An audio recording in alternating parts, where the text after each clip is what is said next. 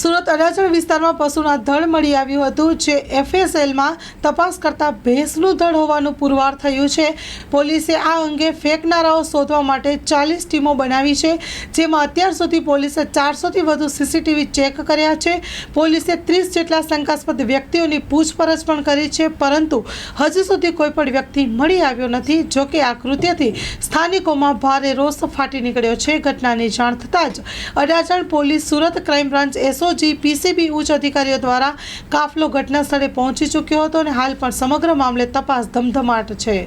પાલની શરૂઆતમાં જ્યાં જૈનો હિન્દુઓ વિશાળ સંખ્યામાં રહી રહ્યા છે, ત્યાં જ બરાબર ગાયનું ગળું કાપીને મૂકવાનો પ્રયાસ, એક રીતે કોઈક સંપ્રદાય, ખબર નહીં કઈ રીતે આ દુષ્ટ કાર્ય કરવામાં આવ્યું, કોઈ પરંપરાને, કોઈ વર્ગને ભડકાવવા માટેનું આ કૃત્ય કરવામાં આવ્યું છે, તે ખરેખર કોઈ પણ રીતે સહન થાય એવું નથી। વહેલી તકે આના કડકમાં કડક પગલાં લેવામાં આવે।